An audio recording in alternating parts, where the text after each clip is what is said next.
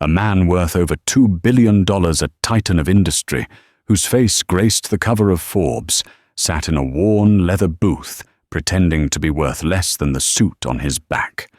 He was Alexander Pierce, CEO of Apex Hospitality, but tonight he was just Alex, a man with tired eyes and frayed cuffs, ordering the cheapest steak on the menu in his own restaurant. He was hunting for a ghost, a financial leak that was draining his flagship Chicago steakhouse dry. But he was about to find something else entirely.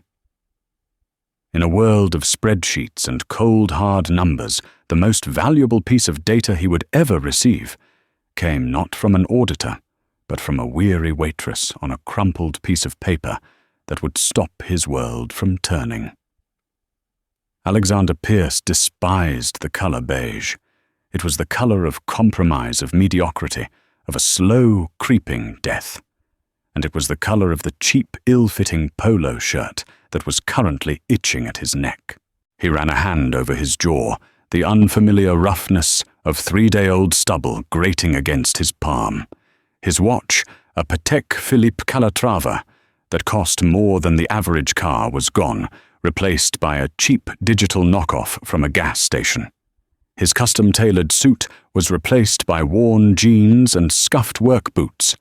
He was a ghost in his own machine, a phantom haunting the opulent halls of the Gilded Steer, his premier Chicago steakhouse.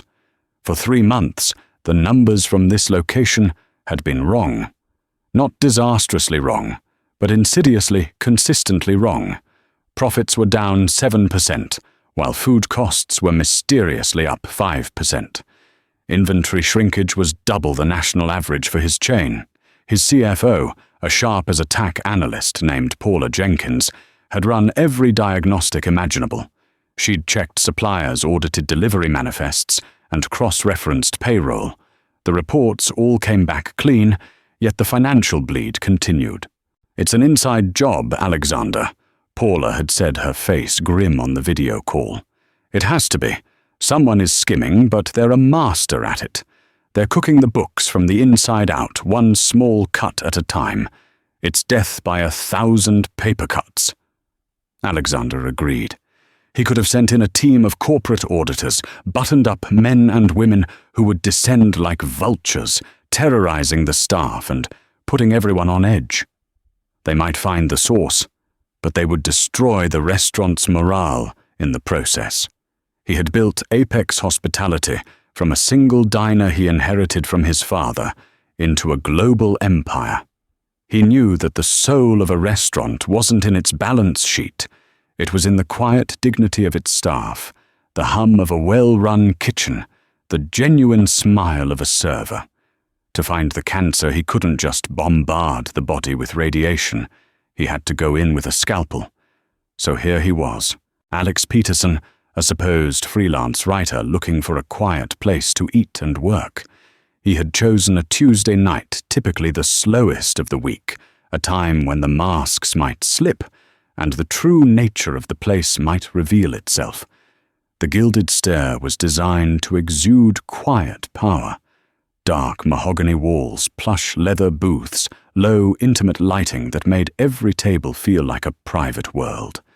The air hummed with the low murmur of conversation and the distant, tantalizing sizzle of prime beef. It was a place where deals were made, anniversaries were celebrated, and secrets were whispered over glasses of $100 scotch. To Alexander, it felt like a foreign country. He was used to the corner office, the boardroom, the view from 50,000 feet. Down here on the ground floor, the air was different. He could feel the tension beneath the polished surface. He watched the staff. The host greeted guests with a practiced plastic smile. The busboys moved with a frantic, almost desperate efficiency. And then there was the manager, a man named Martin Wexler. Alexander had reviewed his file. Wexler was slick with perfectly coiffed hair and a suit that was just a little too flashy.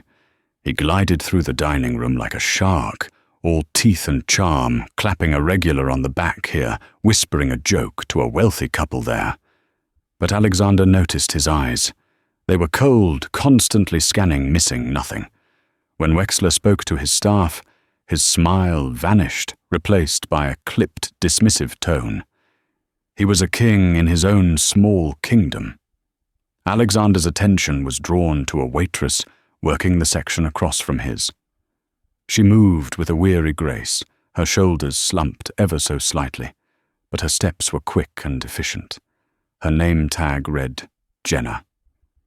She had dark, tired eyes, but when she smiled at a table of elderly tourists, it was genuine, a small spark of warmth in the dimly lit room. He watched her interact with Wexler near the service station. Wexler said something low and sharp. Jenna flinched, a barely perceptible tremor, then nodded her face, a mask of strained neutrality. She then grabbed a heavy tray, her expression hardening as she turned away from him. Something was wrong here. The tension was palpable, thick as the cigar smoke that was technically forbidden, but always tolerated for the right clientele. Finally, Jenna's section rotated, and she approached his table. "Good evening, sir. Can I get you started with something to drink?" Her voice was professional but tired. He could see the faint lines of exhaustion etched around her eyes. "Just a water for now, thank you," Alexander said, keeping his voice unassuming. She gave a small, practiced nod and was gone. He watched her go, a knot tightening in his stomach. He wasn't just looking for a financial leak anymore. He was looking at the human cost of it. The ghost in his machine had a face, and it was the strained, quiet desperation he saw in the employees of the very establishment he had built to be a beacon of excellence. When she returned with the water, he was ready to order. "I'll have the New York strip," he said, pointing to the cheapest steak option. "Medium rare, and a side of the garlic mashed potatoes." "Excellent choice," she said, the words automatic. She jotted it down on her notepad, her eyes flicking for a moment towards the manager's office, then back to him. There was a flicker of something in her gaze, fear, resignation. He couldn't be sure. As she turned to leave, she hesitated for a fraction of a second. Her hand holding the small notepad hovered near the table. It was a movement so slight, so fleeting, that anyone else would have missed it.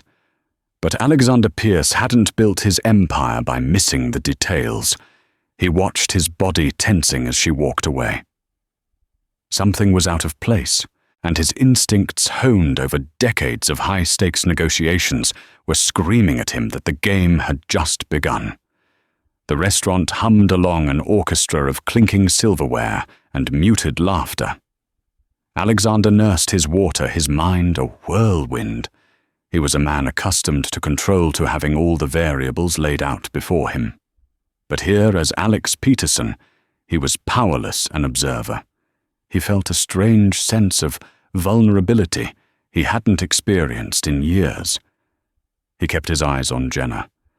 She was a study in controlled motion, refilling drinks, delivering plates, clearing tables with a practiced economy that spoke of years in the service industry.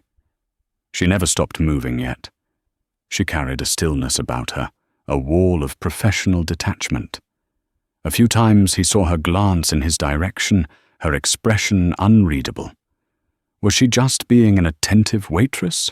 Or was there more to it? He dismissed the thought as paranoia. Why would she pay him, a man who looked like he was counting his pennies, any special attention? His steak arrived. It was cooked to a perfect medium rare. The crosshatch grill marks a testament to the kitchen's skill. The garlic mashed potatoes were creamy and rich. It was a meal worthy of the prices. The gilded steer charged, a product of the quality and training he had personally implemented across his entire chain. The food was right. The service was on the surface right. But the soul of the place felt rotted. He ate slowly, methodically, making the meal last. He watched Martin Wexler schmooze a table of what looked like city developers, laughing loudly and pouring a generous glass of wine from a bottle Alexander knew cost over $800. The cost of that wine would be comped a business expense, yet another small drop in a bucket of disappearing revenue. As Alexander finished his meal, Jenna reappeared at his side. "Will there be anything else for you this evening? Coffee, dessert?" she asked, her tone still perfectly professional. "No, thank you. Just the check, please." "Of course." She walked to the POS terminal, her back to him. He watched her tap at the screen, print the receipt, and place it in the standard black bill folder. But then she did something unusual. She paused. Her hand shielded her movements as she quickly scribbled something on her server's notepad. She tore the small page off, folded it into a tiny square, and with a swift, discreet movement, slipped it inside the bill folder alongside his receipt. Her head was down, the whole time her hair falling forward to hide her face. His heart began to pound, a slow, heavy drumbeat in his chest. The entire sequence took no more than 5 seconds. It was so subtle, so practiced, he was certain no one else saw it. She walked back to his table and placed the folder in front of him. "Thank you for dining with us," she said, her voice a low murmur. For the first time, she made direct eye contact. Her dark eyes were wide, filled with a desperate, urgent plea. It was a look that went far beyond customer service. It was a silent scream for help. Then she turned and walked away immediately, busying herself at another table, not looking back. Alexander's hand trembled slightly as he reached for the folder. He opened it. There was his bill, $42.50 for the steak and potatoes, a perfectly normal transaction, and underneath it, the tiny folded square of notepad paper. His fingers felt thick and clumsy as he picked it up. He glanced around. Wexler was still entertaining the developers. No one was watching him. He carefully unfolded the note under the table, his eyes scanning the simple, slightly shaky handwriting. It wasn't a phone number. It wasn't a flirtatious message. It was 4 simple words. "They are watching you." Alexander froze. The air in his lungs turned to ice. Every sound in the restaurant, the clatter of a fork, the burst of laughter from a nearby table, the sizzle from the kitchen, faded into a dull roar. He read the words again, and then a third time. "They are watching you." Who were they, watching him? For what did they know who he was? Was his cover blown? That seemed impossible. He had been meticulous. He had used a shell corporation to create his alias, a burner phone, a new credit card with a shallow history. Not even his own mother would have recognized him. Then another more chilling thought occurred. The note wasn't for Alexander Pierce, the billionaire CEO. It was for Alex Peterson, the lone man in the cheap polo shirt who had been sitting by himself for 2 hours watching everyone. They hadn't made him. They had mistaken him for someone else. A cop, a private investigator, a journalist. He looked up, searching for Jenna.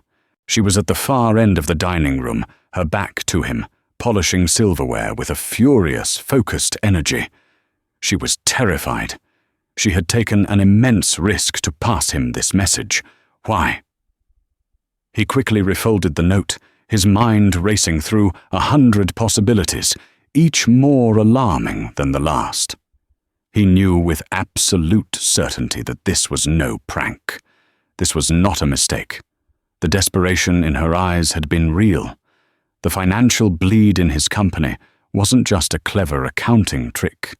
It was something darker, something that involved threats and surveillance. The ghost in his machine wasn't a simple thief. It was a predator, and Jenna Riley was one of its victims. He placed a $50 bill in the folder, leaving a generous tip he hoped wouldn't attract suspicion. He had to get out of there. Get somewhere he could think. As he stood up and put on his jacket, his eyes met Martin Wexler's from across the room. The manager's charming smile was gone. For a split second, Wexler's gaze was cold, appraising, and hostile.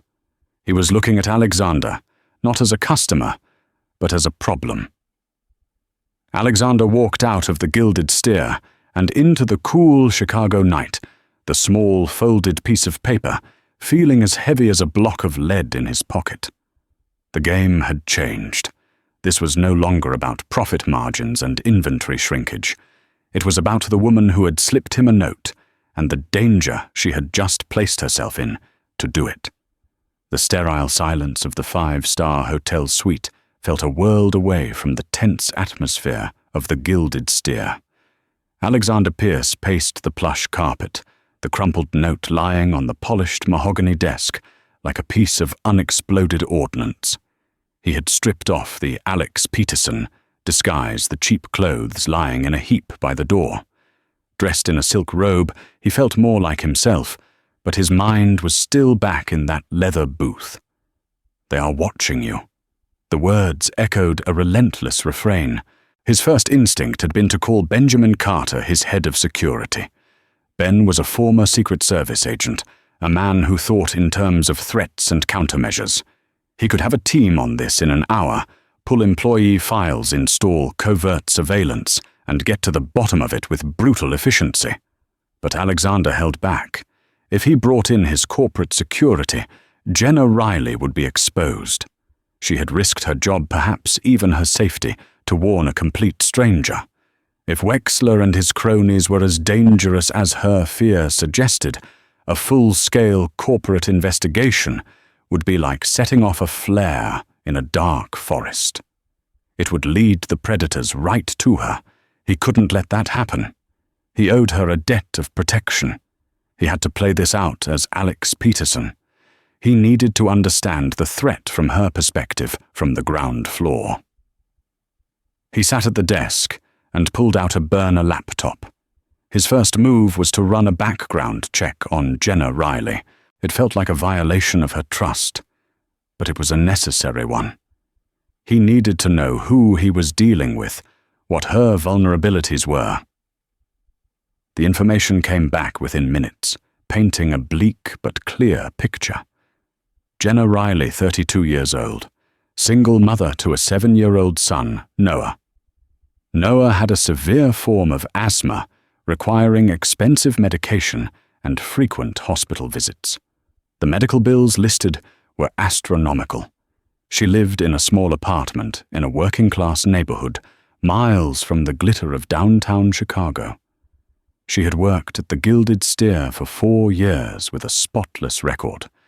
Before that, she had worked at 2 other restaurants, both of which had gone out of business. She was trapped living paycheck to paycheck with a sick child depending on her. Her desperation suddenly made perfect heartbreaking sense. She wasn't a corporate whistleblower seeking justice. She was a mother trying to survive in a system that was threatening to crush her. The skimming operation wasn't just an abstract crime to her. It was likely a tool of control. Wexler probably held her job, and by extension, her son's health over her head. Next, he dug into Martin Wexler. The man's professional file was pristine. Excellent performance reviews, glowing reports on his management style, credited with increasing bar revenue by 15% in his first year. But Alexander knew how easy it was to manufacture a perfect record. He used a more discreet and far more expensive information broker to dig deeper. While he waited, he replayed the night in his head. Wexler's cold stare as he left. It wasn't just a cursory glance. It was a dismissal, a sizing up. Had he been too observant? Did he linger too long? Or was Wexler simply suspicious of any lone diner who didn't fit the restaurant's wealthy profile? The broker's report on Wexler pinged in his encrypted email an hour later. On the surface, it was normal. Married 2 kids in private school, a mortgage on a large house in the suburbs. But then Alexander saw the red flags, a series of large cash deposits into his bank account over the past 2 years, always just under the $10,000 federal reporting limit. A fondness for high-stakes poker games.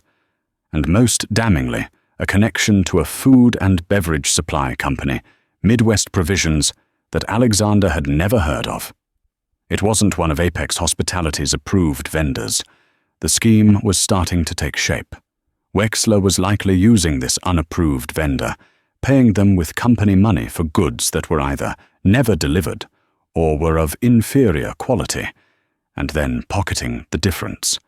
He was probably forcing the kitchen staff to sign off on the fake invoices. The financial bleed wasn't just skimming from the register.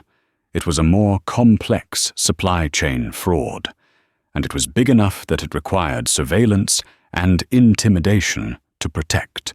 They thought Alex Peterson was someone sent to investigate. They were watching him.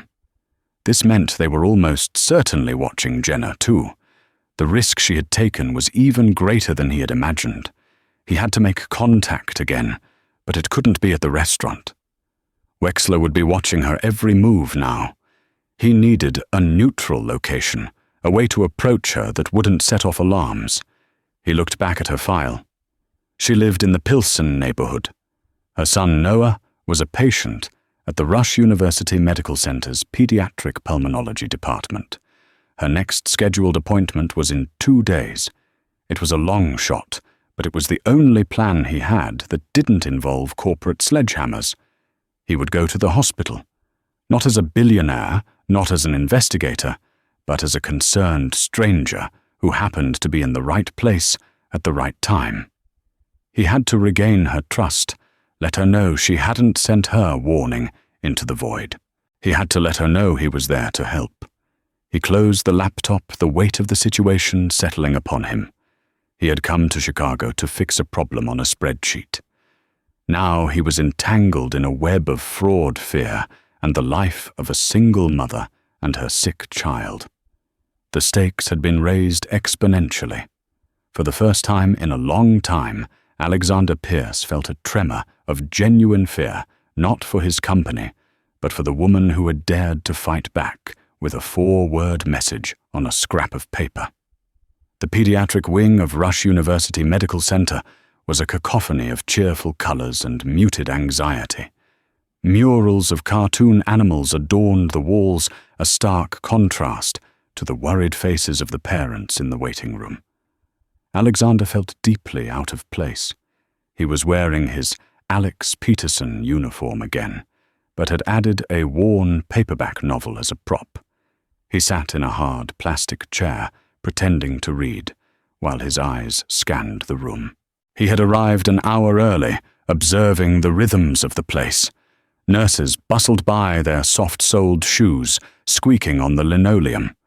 Children coughed a sound that seemed to echo the collective fear of the parents. This was a world of real problems of life and death stakes that made his corporate battles feel petty and insignificant. Then he saw her. Jenna Riley walked in, holding her son Noah's hand. The boy was small for his age, with his mother's dark eyes. He held a small dinosaur toy and was breathing with a slight but audible wheeze. Jenna looked even more exhausted than she had at the restaurant. The professional mask was gone, replaced by the raw, weary love of a worried mother. She was dressed simply in jeans and a faded hoodie, her hair pulled back in a messy ponytail. Alexander's carefully constructed plan suddenly felt crass and manipulative. He was about to intrude on one of the most private and stressful parts of her life. He almost stood up to leave to abort the mission and call Benjamin Carter, after all. But then he saw Jenna hand her insurance card to the receptionist, and the look of quiet dread on her face as she did so. He knew that look. It was the fear of being told the coverage wasn't enough, that the copay was higher than expected, that the necessary treatment might not be approved. He stayed in his seat. He had to see this through. For her. For Noah. He waited until she had checked in, and sat down with Noah in the corner, pulling out a picture book to read to him. He gave it another 10 minutes, letting them settle before he made his move. He stood stretched, as if his back was sore, and began to wander towards the vending machines near where they were sitting. He fumbled with the machine, pretending to have trouble getting it to accept his dollar bill. He sighed in frustration, catching her eye. "Can you believe these things?" he said, with a small, self-deprecating smile. Jenna looked up, her eyes widening in recognition, and then immediate, sheer panic. Her face went pale. She glanced around the waiting room, as if expecting to see Martin Wexler appear from behind a potted plant. "You," she whispered, her voice barely audible. "It's Alex," he said softly, keeping his tone gentle and non-threatening. "From the restaurant the other night." What a coincidence. She clutched her son's shoulder, pulling him a little closer. "This isn't a coincidence," she breathed, her eyes darting towards the exits. "You followed me." "Please," Alexander said, abandoning all pretense. He took a half-step closer, lowering his voice even more. "I'm not here to cause trouble. I'm here because of your note. I'm here to help." Noah looked up from his book, sensing his mother's distress. "Mommy, who's that man?" Jenna shushed him gently. "No one, sweetie. Just a man from the machine." She turned back to Alexander, her eyes blazing with a mixture of terror and anger. "You need to leave. Now. If they see you talking to me." "Who is they?" he pressed, knowing he had to push through her fear. "Is it Wexler?" Her flinch was all the confirmation he needed. "I made a mistake," she whispered, shaking her head. "I thought you were someone else. A cop, maybe. I don't know what I was thinking. Just forget it. Throw the note away. Please just go." "I can't do that," Alexander said, his voice firm but kind. "You took an incredible risk. I won't let that be for nothing. I know what's going on. I know about the skimming, the fraud. I can stop him." Tears welled in her eyes. "You don't understand," she pleaded. "It's not just him. He has people. They watch everything. One of the busboys, Kevin, he asked too many questions about the liquor inventory a few months ago. The next week, his car was sideswiped in the parking lot. He was told it was a warning. He quit the next day. They'll do worse to me. I have my son to think about." She looked down at Noah, her expression a mask of pure primal fear. The abstract danger Alexander had been contemplating suddenly had a face, a small boy with a dinosaur toy struggling for breath. "That's why you have to let me help," Alexander insisted. "I can protect you, both of you. But I need you to trust me. I need you to tell me everything you know." A nurse called out, "Noah Riley." Jenna flinched as if she'd been struck. She stood up, pulling Noah to his feet. "We have to go."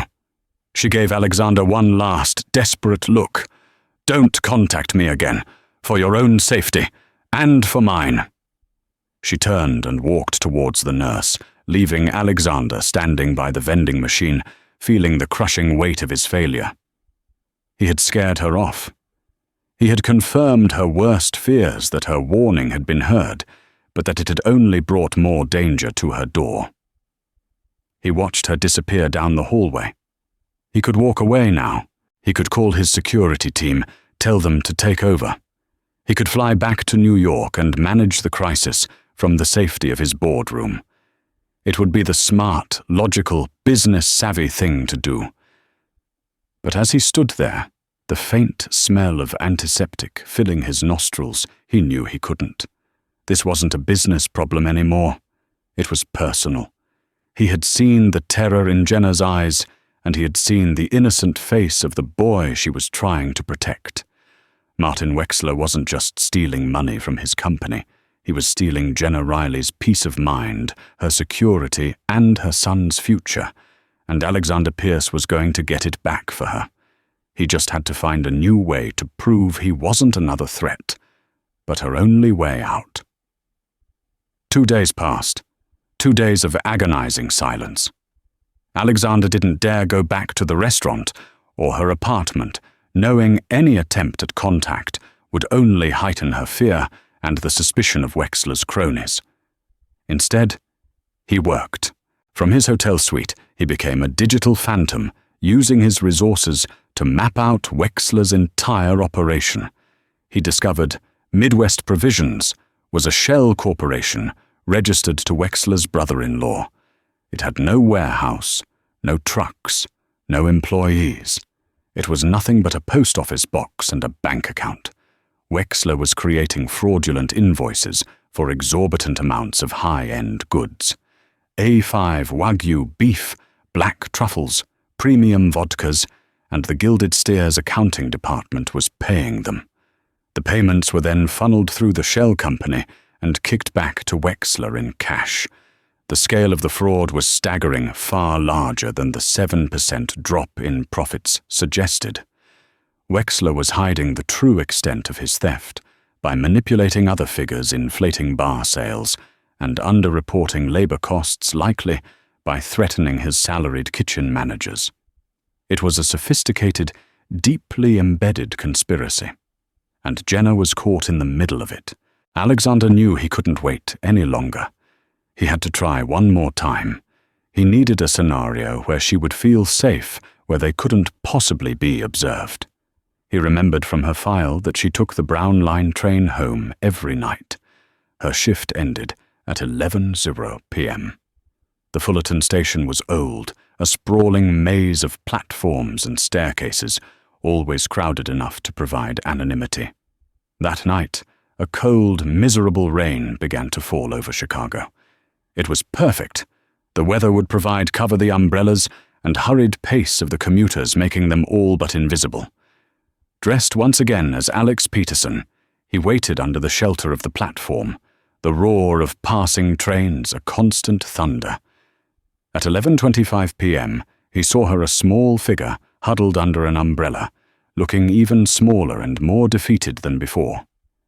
She walked with her head down her shoulders, hunched against the rain and the weight of the world. He let her pass him, and then fell into step a few paces behind her. "Jenna," he said, his voice just loud enough to be heard over the storm. She gasped and spun around her umbrella, falling to her side. Rain plastered her hair to her face in seconds. The look in her eyes was one of pure animalistic terror. "I told you to stay away from me." "Just give me 2 minutes," he pleaded, holding his hands up in a gesture of peace. "That's all I'm asking. 2 minutes, and then I'll walk away forever if that's what you want." Perhaps it was the rain or the exhaustion, or the simple fact that she had no fight left in her. But she didn't run. She just stood there, shivering as other commuters hurried past them. "I know how he's doing it," Alexander said quickly, seizing the moment. "The vendor. Midwest Provisions. It's a shell company. He's faking invoices for goods that never arrive. I know everything." Her face crumbled. The fear was replaced by a look of utter shock and resignation. The secret she had been carrying, the knowledge that had been poisoning her life, was out. How could you possibly know that? "It doesn't matter how I know," he said gently. "What matters is that I can prove it. But I need your help. I need to know who else is involved. The chefs who sign the invoices, the accountants who process the payments." Tears mixed with the rain on her cheeks. "You don't get it," she sobbed, her voice breaking. "It's not just about signing things. It's the cash.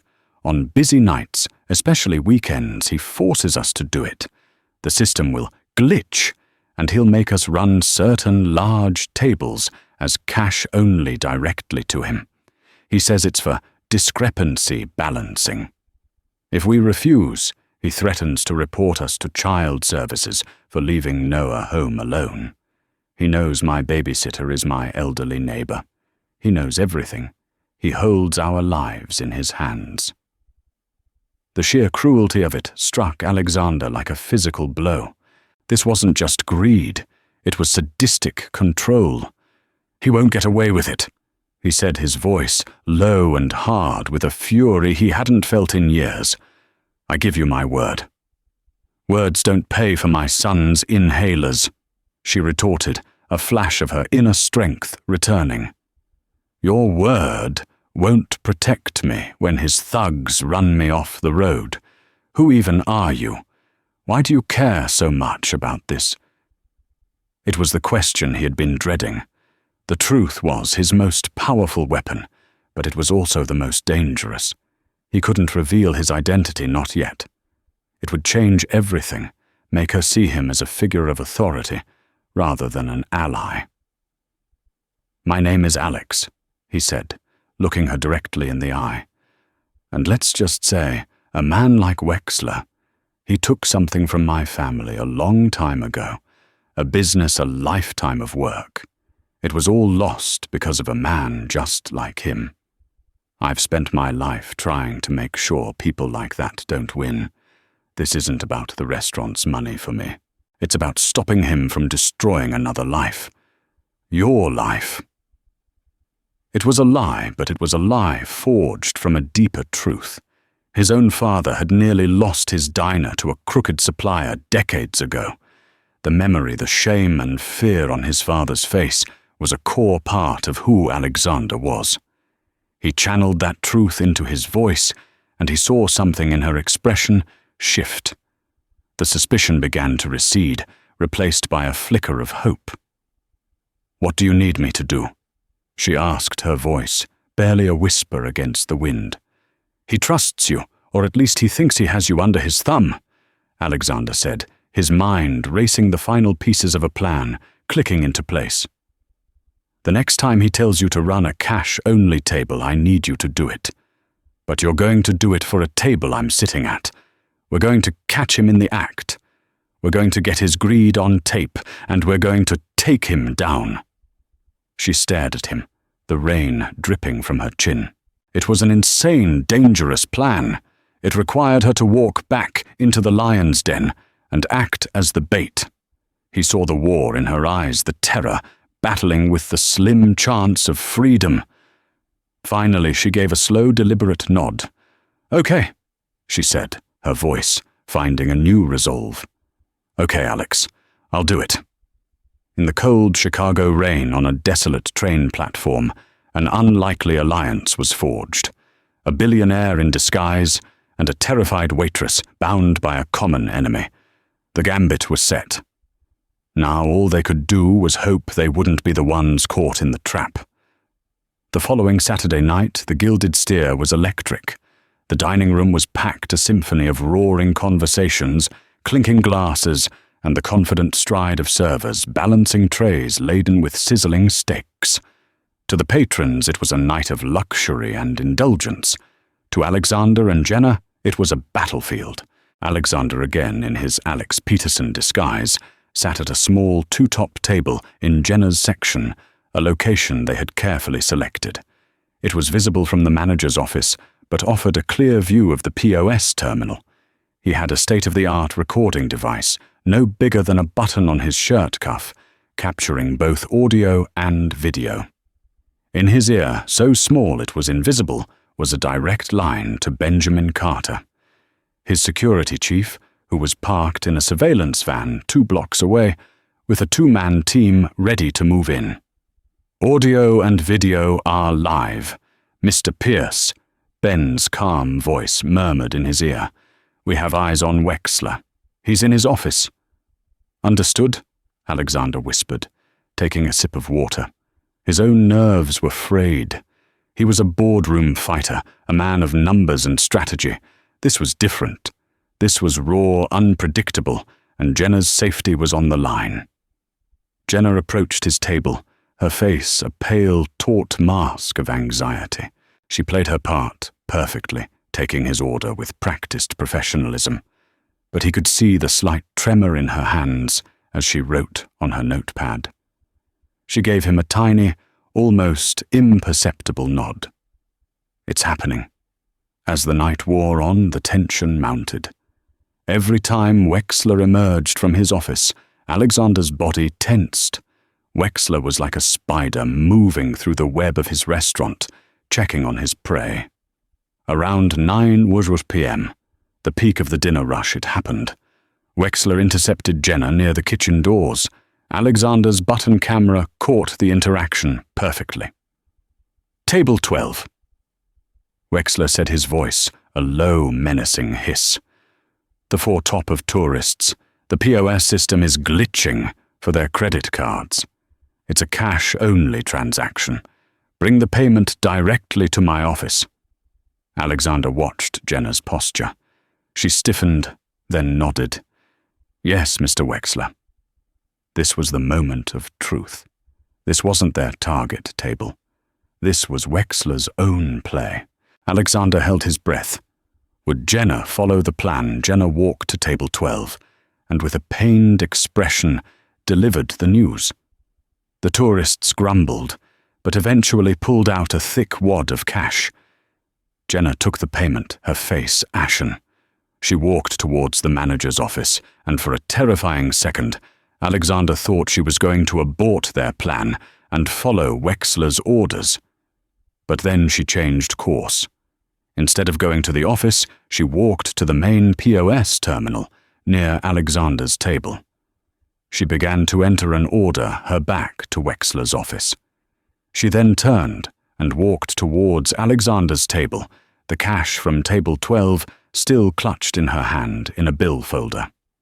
"The system is having some issues tonight," she said, her voice shaking slightly, but loud enough for the recorder. "My manager has asked me to process this as a cash-only payment. Your total is $42.50. It was a brilliant, dangerous improvisation.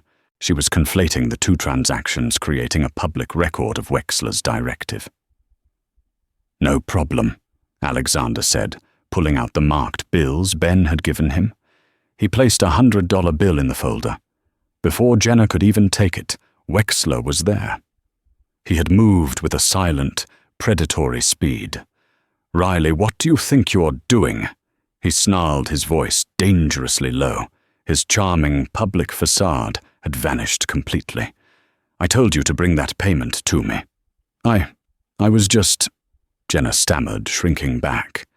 "Give me that," Wexler said, snatching both bill folders, the one from table 12 and the one from Alexander, from her hands. He didn't even look at Alexander, dismissing him as an irrelevant nobody. "Ben, did you get that?" Alexander whispered. "Crystal clear," Ben's voice confirmed. "We have him on camera taking the cash. It's enough." But Wexler wasn't finished. He grabbed Jenna's arm, his fingers digging into her flesh. "You're getting careless. We'll talk about this in my office." "Now." Jenna cried out a small yelp of pain and fear. That was it. Alexander's control snapped. This stopped being a covert operation and became a rescue mission. He stood up, knocking his chair back. "Take your hands off her." Wexler finally turned to face him, his eyes filled with disbelief and contempt. "Who the hell do you think you are? This is an employee matter. Sit down and finish your meal." "I don't think so," Alexander said, his voice dropping the Alex Peterson persona and taking on the cold, hard authority of a CEO. The shift was so sudden, so total, that Wexler actually took a step back. "You have no idea who you're messing with," Wexler sneered, trying to regain control. "On the contrary," Alexander replied, his voice calm and deadly. "I know exactly who you are, Martin. You're a thief, and you're done." He tapped his ear. "Ben, we're a go. Come on in." Wexler's face went from confusion to dawning horror. He looked from Alexander's cold, commanding eyes to the terrified waitress, and then to the front doors of the restaurant. Just then, two large, imposing men in dark suits walked briskly through the entrance, followed by a woman in a sharp business suit, Paula Jenkins, his CFO. Benjamin Carter led the way, his gaze locking onto Wexler like a missile. The entire dining room fell silent, conversations dying as every patron turned to watch the unfolding drama. Wexler's face turned the color of chalk. He dropped the billfolder's cash scattering across the floor. He looked at Alexander, his mind finally putting the pieces together. The cheap clothes, the quiet observation, the perfectly timed trap. "You," he stammered, his bravado crumbling into dust. "It can't be." Alexander allowed himself a small, cold smile. "Get him out of my restaurant." Ben and his partner flanked Wexler, each taking an arm in an unbreakable grip. Martin Wexler. Ben said in a formal tone, "You're being detained for corporate theft and extortion. The Chicago PD are on their way." As they led the sputtering, defeated manager away, Paula Jenkins was already talking to the stunned assistant manager, securing the office and all financial records. The patrons were whispering their expensive meals forgotten. In the eye of the storm stood Alexander and Jenna. He turned to her. She was staring at him, her eyes wide with a million questions. "You're—" she began, her voice trembling. "You're not a writer, are you?" "No," Alexander said softly, his voice losing its hard edge. "My name is Alexander Pierce. I own this restaurant. And I came here to find a thief, but I found a hero instead." He looked at her, at the mix of shock relief and utter confusion on her face, and knew that while the battle was over, the most important part of his mission had just begun. The aftermath was a whirlwind of controlled corporate chaos. While Benjamin Carter's team discreetly and professionally handled the disgraced Martin Wexler, escorting him to a back office to await the police, Paula Jenkins and her forensic accounting team descended upon the manager's office like a SEAL team. They were prepared, armed with laptops and data recovery tools, and within the hour they had secured every piece of evidence they needed. The restaurant was closed for the remainder of the evening. The stunned patrons were informed of a management emergency, their meals comped and their bills zeroed out. The staff, however, were asked to stay. They were gathered in the main dining room, huddled in small, whispering groups, their faces a mixture of fear, confusion, and a dawning. They all kept stealing glances at two people, the man they had known as Alex Peterson, now standing with an unmistakable aura of command, and Jenna Riley, who stood beside him, looking completely overwhelmed. Alexander addressed the staff. He kept his remarks brief and direct. He introduced himself as the CEO of Apex Hospitality. A collective gasp went through the room. For the past several months, he began, his voice echoing in the silent dining room.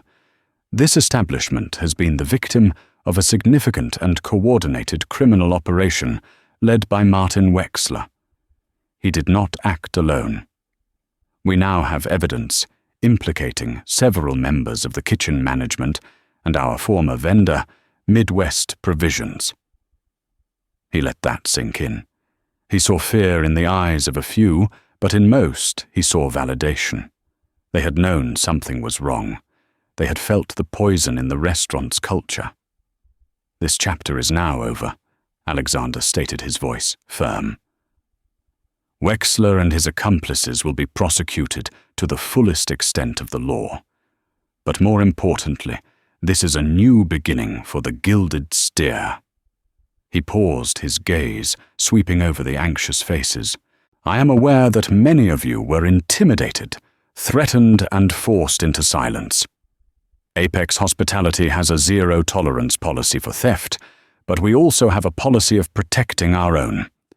There will be an investigation, but there will also be amnesty for anyone who was coerced, provided they cooperate fully." A wave of palpable relief washed over the room. Finally, he turned his attention to Jenna, who was standing slightly behind him, her hands clasped tightly in front of her. "We would not be standing here today turning a page on this darkness without the immense courage of one person." He gestured towards her. Jenna Riley saw what was wrong, and she refused to accept it. At great personal risk, she chose to act. She chose to fight back. She is the example of integrity and bravery that I want at the heart of this company." Jenna blushed, looking down at the floor, completely unused to being the center of attention. "Effective immediately for both." Alexander announced, his voice ringing with authority. "I am promoting Jenna Riley to the position of Assistant General Manager of this restaurant. She will be a key part of the leadership team we build to restore the Gilded Steer to what it was always meant to be." Stunned silence, followed by a burst of applause from the servers and busboys who had worked alongside her, who knew her struggle, who respected her quiet strength. Jenna looked up at Alexander, her eyes shining with unshed tears, a look of profound, life-altering gratitude on her face. She mouthed the words, "Thank you," unable to speak. Later that night, after the police had come and gone, and the accountants had packed up their initial findings, Alexander and Jenna sat alone in one of the quiet leather booths. The restaurant was empty, the lights turned down low. "I still can't believe it," Jenna said, shaking her head. "Assistant General Manager, I don't have any experience." "You have more experience in what matters than anyone I know," Alexander replied. "You have integrity, you have courage, and you understand the people who are the lifeblood of this place. We can teach you how to read a profit and loss statement. We can't teach character." He slid a thick envelope across the table. "This is from the company's whistleblower and recovery fund. It's a reward for the information that led to stopping the fraud. It's 10% of the recovered assets from the first year of the scheme. It should be enough to take care of things." Jenna opened the envelope hesitantly. Inside was a check. She looked at the number, and her breath caught in her throat. It was more money than she had ever seen in her life, a figure that would not only clear her debts, but secure Noah's medical future for years to come. The tears she had been holding back finally fell silent, drops of relief and disbelief. "And one more thing," Alexander said, his tone softening. "I took the liberty of speaking with a colleague of mine who sits on the board at Rush University Medical Center. A top pediatric pulmonologist will be taking over Noah's case. Apex Hospitality's executive medical plan will be covering all of his treatments retroactively and for as long as he needs it. Consider it a signing bonus." This time, a sob escaped her. She covered her mouth with her hand, overwhelmed by the totality of the change that had just swept through her life. The weight she had carried for years, the constant grinding fear for her son's health and their financial survival, had been lifted in an instant. "Why?" she finally whispered, looking at him. "Why would you do all of this for me?" Alexander thought for a moment, looking around the empty restaurant he had built, which had so nearly been corrupted from the inside out. "Because you reminded me of what this is all supposed to be about," he said, his voice filled with a sincerity that surprised even himself. "It's not about the numbers on a page, Jenna. It's about the people. It's about building something that provides not just a service, but security, dignity, and opportunity. Wexler was stealing my money, but he was also stealing that from all of you. You didn't just save my company. You saved its soul. And for that, I am the one who is in your debt."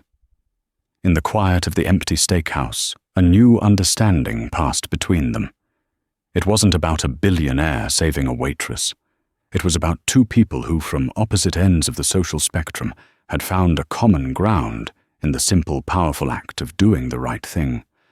That night didn't just change Jenna Riley's life, it changed Alexander Pierce's. He had gone undercover to fix a balance sheet, but ended up reconnecting with the very reason he started his business, the people. Jenna, with her newfound security and position, thrived. She became one of the most respected managers in the entire Apex chain, known for her fairness, her compassion, and her fierce defense of her staff. Noah got the best medical care possible, and for the first time in years, he could run in the park without his mother watching in constant fear. This story serves as a powerful reminder that heroes aren't always the ones in the spotlight.